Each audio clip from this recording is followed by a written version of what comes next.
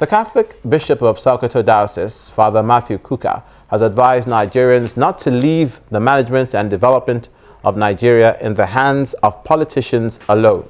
Speaking in Abuja at an empowerment program for persons with disability organized by Senator Osita Isunaso under the Pakando Foundation for Physically Challenged Persons, Father Kuka says the country is being daily threatened with the activities or by the activities of militant groups and politicians who divide the polity through religion.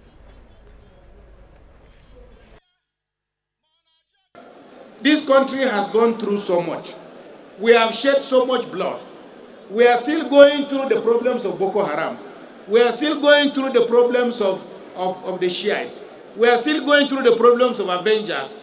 And we are still going through the problems of Biafra. Everywhere you turn in Nigeria, the country is threatened.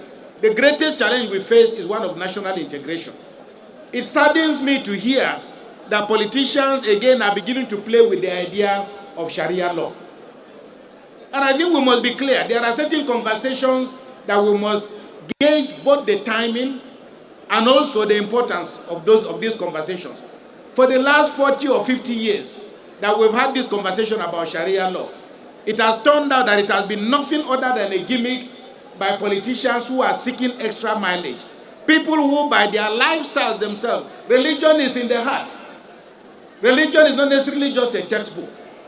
And therefore, I make the point, the issue of building our country is too important to be left to politicians. But those of you into whose hands the responsibility of managing our country has been entrusted must ensure that national cohesion becomes a very, very important project. Finally, I just want to thank you for giving me this opportunity, but to say that if there are any Christians who are not satisfied with Nigeria and they want to live in a Christian state, maybe they can go to Zambia, where the president experimented with setting up a Christian state.